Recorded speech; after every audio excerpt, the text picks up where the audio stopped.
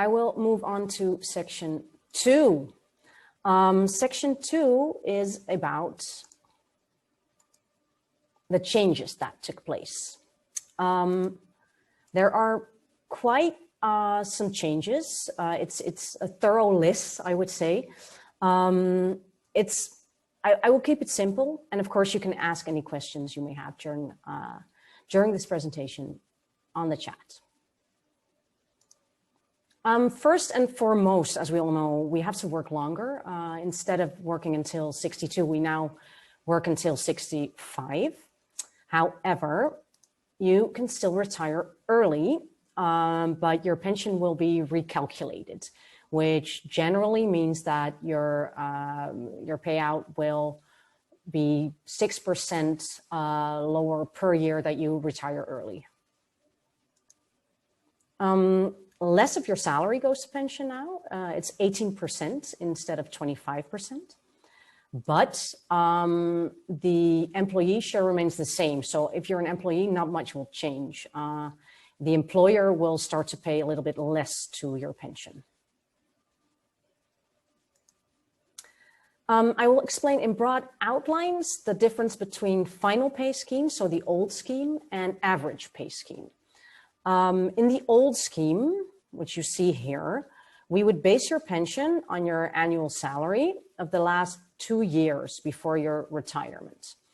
If, like in this example, your salary increased every year, that would mean that APS would have to add the difference with the pension accrued on every old lesser salary.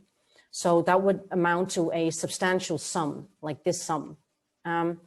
Now, in the new scheme, only the red and the blue columns are your pension. So it increases as your salary increases, but APS no longer compensates for the lesser salaries, so to speak.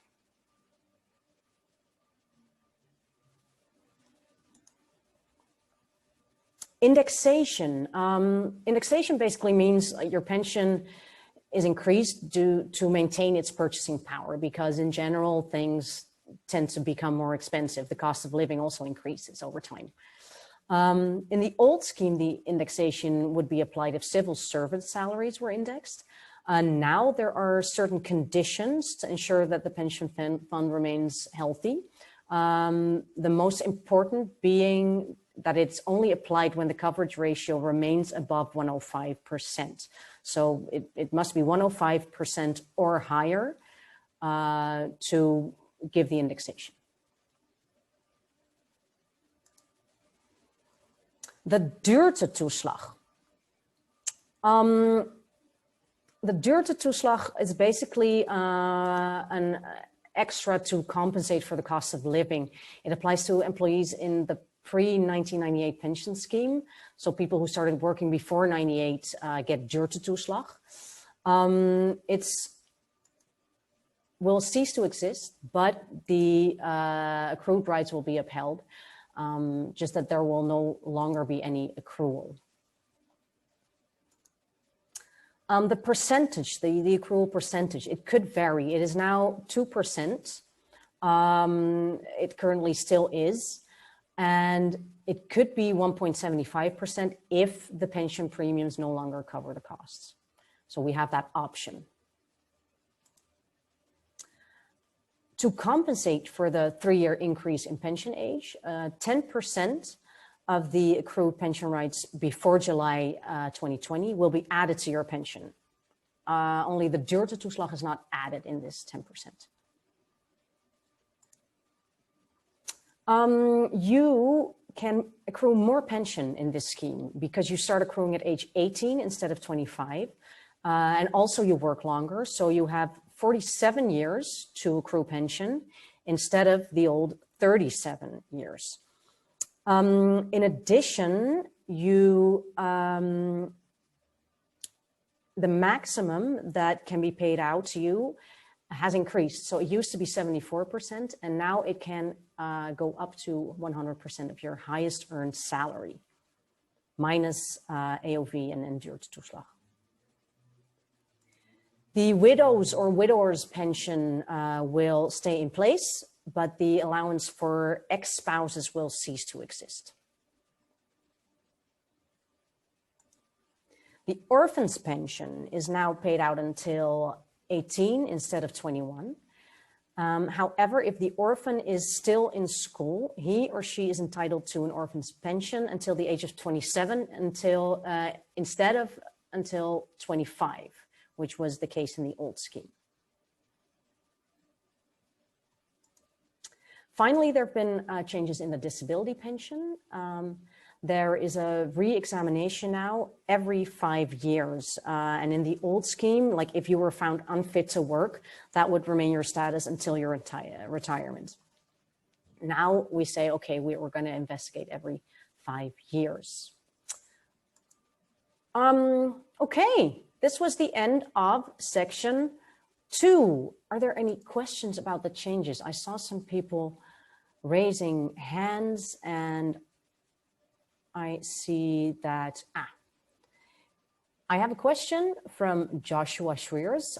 If you were born in 1961, can you retire in 2023?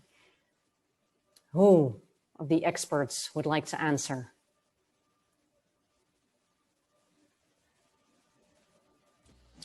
I can answer that question. In 2023, you will be 62, so you're eligible for a pension. However, as my colleague previously explained, there will be a decrease of 6% of your pension for each year. So the pensionable age is 65. If you go at 62, that will be 3 years. In total, 18% will be recalculated over your pension. Does that answer your question? Eric. You're welcome.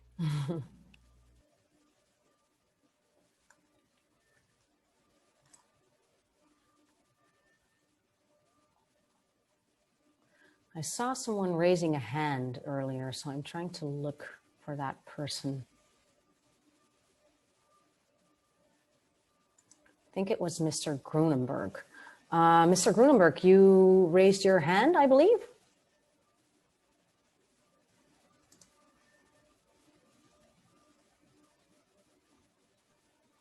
Yes, excuse me. You hear me now? Yes, I hear you. I hear you. Yes. Just now, a couple of minutes ago, the system fell out and I didn't hear what you were saying. That's why I raised my hand and I tell you to check the communication, but it came back on. That's why I raised my hand. Okay. Yeah. That's why. Okay. That's it. Yeah. Thank you, Mr. Grunenberg. Okay. If there are no further questions, I will continue with section 3. I'm going to give you an example of of the new pension calculation. So how do we calculate your pension? Your yearly pension is your year salary minus the franchise, which is based on the AOV amount, times your years of service, times 2%, times your full-time equivalent, so times the percentage that you worked. So for example, we have Oscar, you might recognize him. Let's say Oscar earns 25,000 guilders per year. The franchise, so the part of your salary that you do not accrue pension on, is 18,000 guilders. So Oscar's pension base, as we say, is 25,000 minus the 18,000 based on the AOV amount, the franchise, which is 7,000 guilders. Oscar stays in this job for 7 years, July 1st, 2020 until July 1st, 2027. And let's assume for the sake of simplicity that Oscar keeps the same salary. So he keeps making 25,000 guilders per year. 7 times his pension base, 7,000, is 49,000 guilders. So that's the total salary on which he accrues pension. And this total, like this 7 years total, times 2% is 980 guilders. And he works full-time, so we do multiply by 1, so no changes there. So his yearly payout will be 980 guilders.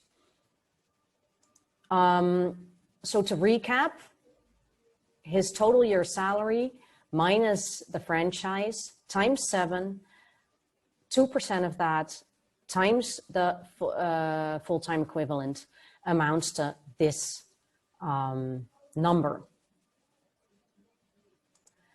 Also, maybe Oscar accrued pension before July 1st, and what he accrued will increase by 10%. That's like the compensation we talked about earlier.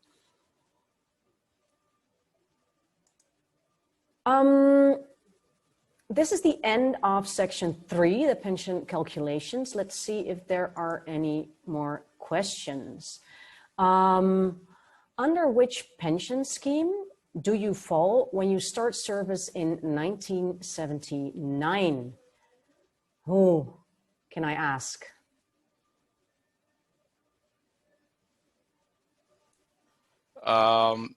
Yes, good afternoon, everybody. If you start in 1979, if I understood it correctly, yes, then you will fall underneath, I would call the old scheme in that sense. And also, yeah, receive the component due to toeslag. But do keep in mind that the age for all has changed to 65. So the component due to toeslag will remain, but that is basically the only difference as such. You know, I mean, for the rest, everything goes with the new scheme up to 65. So I hope that answered your question. Thank you, Oscar. I have another question. Where do you find the franchise?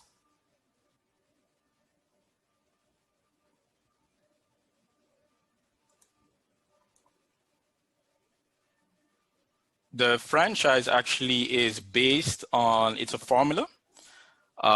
In the, what I call the pensioenlandsverordening, it's stated as such, it's 10/7 times 12 times the AOV, the full amount of AOV that is set by SZV. So that is basically the formula for the franchise. So as an example, if the AOV is set at 1200 guilders, the franchise will be 10/7 times 12 times 1200. And that is the franchise on a year basis. So that's how the franchise is calculated. And that is set in the landsverordening, pensioenlandsverordening. Thank you, Oscar. I have one more, I think. If you retire before 65, will you still receive the 10% compensation?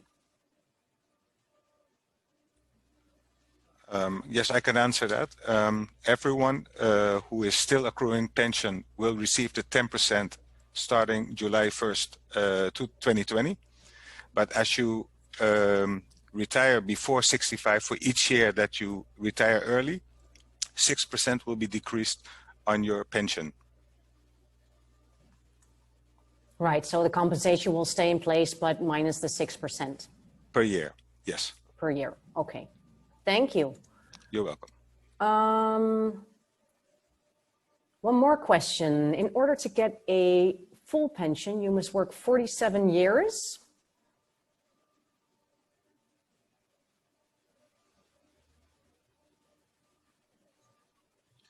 Let me answer that. There is no longer really a full pension limit. In the old system, you could accrue maximum of 70%. In 2016, that was changed to 74%. And now in the new scheme, it is basically abolished, although it is limited to 100% of your highest earned salary during your active career. So we don't speak of a full pension anymore, because basically you keep accruing. You can accrue for 47 years and you will not reach a maximum, typically. Thank you, Lut. One more I have here. Do the new stipulations in the pensions apply to persons who fall in the old scheme? Well, that sort of depends, like it changes now, right? Who can I address this question to?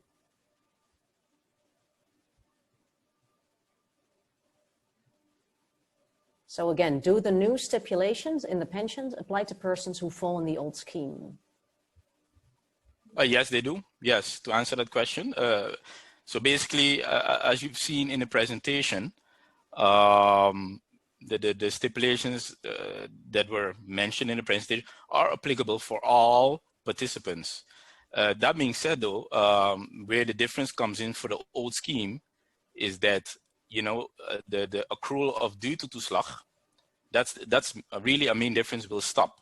So the entitled rights in duurtoeslag will remain as of the 30th of June 2020.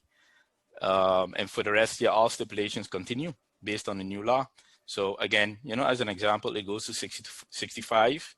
If you want to retire earlier, that is possible, but then it will be recalculated based on the age and which you want to go with pension. Maybe I can add to that, Oscar. For everybody that is presently in the pension fund, whether it be the old scheme prior to 98 or the one as of 98, they all will, how you say, transfer over to the new scheme. However, whatever pension has been accrued, according to whatever pension scheme you were in, is calculated, then increased by 10%. And that is, how you say, already reserved for you. And then you will accrue further on according to the new rules. Yeah, thanks. Thank you. Yep. Thank you for this. One, I think, last question before we move on. I started paying in 1998, but I bought back 3 years to 1995. Which scheme will that be? I can answer that. In that case, that will be the old scheme, as Oscar mentioned earlier, the scheme that also gives you the duurtoeslag. Okay. Okay, great. Thank you all. I will be moving on to the next section, which is about the effects of the changes on the pension calculations. I'm going to give you a couple of examples. I'll illustrate the differences in outcomes between the old scenario and the new scenario. This example is a relatively young person. He earns 3,500 guilders per month. His salary increase is 1%. His maximum monthly pension payout would be 2,351 guilders for him in the old scheme and 2,054 in the new scheme. So that would be a little bit less for someone who is, well, relatively young and has a short term in service, just as a general example.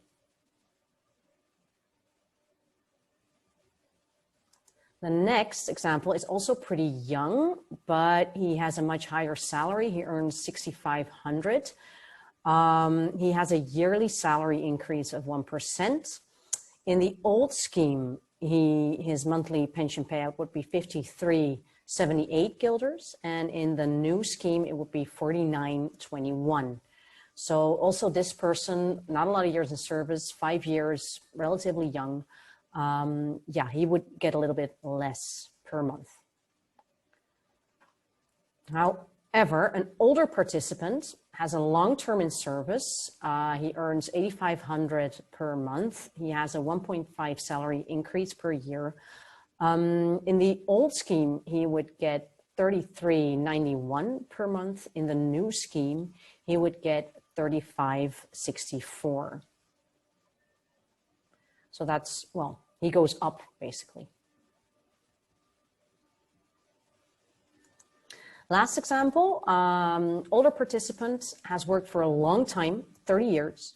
He earns 5,000 guilders per month, and he has a yearly salary increase of 1.5%. In the old scheme, he would get 4,048 per month, and now he gets quite a substantial amount more. Of course, he also works longer. We have to remember that. That's 4,489. So these were a couple of examples. Let me see if there are any questions in the Q&A or maybe in the chat.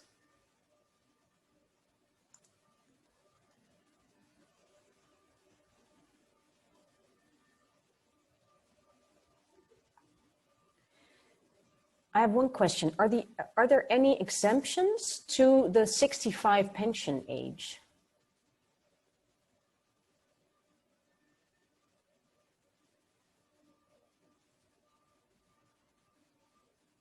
Any exemptions? So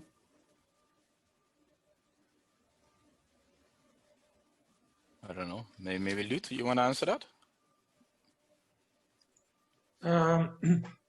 For as far as I know, not. I think there is one regulation for the Coast Guard that they can retire earlier, but that's the only exemption that I am aware of. So no, the age is 65, but everyone can retire as of 62. okay, great. Thank you, Lut. But it will be recalculated, of course. Yes. I don't see any new questions here for now. So I will move on to the last section, early retirements. If you were really looking forward to retire at 62, you can still do that. But the effects of the recalculation will amount to roughly 6% of your pension payout per year. So let's say in the new scheme, you get 2,500 guilders if you would retire at 65. But per year that you retire early, your pension will decrease with about 6%. So in this case, that 6% of 2,500 is 150. So retiring at 64 would mean a pension of 2,350, retiring at 63, a pension of 2,200, etc. I'm giving you another example here of someone who retires early, who decided to retire early, in this case had 63 years. In the old scheme, you see, so it's a 55-year-old who decides to retire at 63.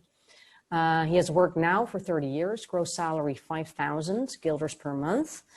In the old scheme, retirement at 62, his pension payout would be 3,700.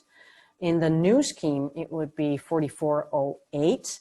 If, however, he decides to retire at 63, he gets 3,759. So still a little more than in the old scheme, but quite a lot less than if he were to retire at 65. If you decide to retire early, please give 6 months notice in writing to your employer so we can ensure arrangements can be made in time. If you retire at 65, then you don't need to give notice. You'll receive a notice from HR automatically, and it includes letters for APS and SZV. And when the time comes, you have to bring by or send these letters to APS and SZV to arrange your pension and health insurance. The dismissal decree usually is a little bit later. We've come to the final section. This was the end of section 5. Any other questions that we might have missed? I will stop the sharing. I think I have a new one in the Q&A. Do you have any examples of 35 years in service?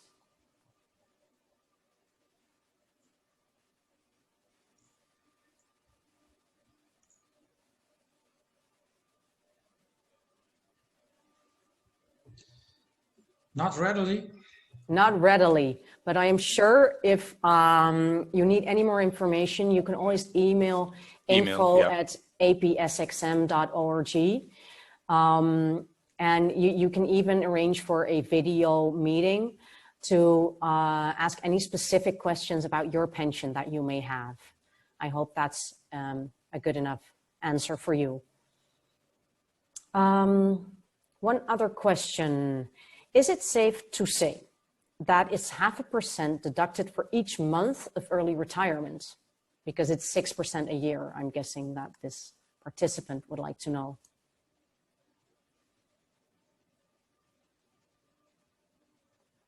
Eric, maybe for you, this one. Is it safe to say that it's 0.5% deducted for each month of early retirement?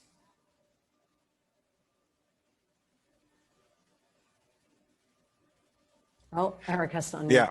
Yeah. Multiply that by 12 and we do get 6%, but I'm not quite sure if that same rule applies by just dividing the 12%, the 6% by 12.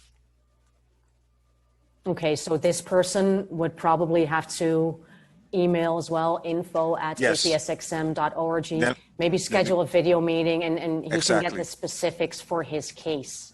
Exactly. Okay. Yeah, I would just like to add the presented calculations are, again, based on different variables. So I do advise if you really want to have a calculation, a fictive calculation made for your specific situation, that you contact APS. So again, these are examples, and indeed, to maybe elaborate a little more, indeed, if you calculate the 6% and you divide it by 6, or you combine it per month, a half, roughly, it will end up on that. It's safe to say that it's 6% per year, and that has been deducted. But again, I do have to iterate, that make sure you just ask for a calculation for your specific situation. Come back to the person that also asks for a 35 years calculation. Some of the calculations are roughly around that time, I would say. And but again, it depends on your salary, it depends on your age, so there are different variables involved in the calculation. Just wanted to add that to the conversation. So, thank you, Oscar. Let me see, any more questions? I believe there are not. Then either we've been very clear or people just don't know what to ask for. I would like to thank everyone very much for his and her attention. Again, if you have any questions regarding your personal scheme, your personal expectations you may have regarding the changes or just regarding your pension as such, please contact us via Facebook, via info@apsxm.org, and we are happy to answer all of your questions. Thank you very much, everyone. Have a great afternoon, and hope to speak to you soon. Bye. Okay, bye-bye. Bye.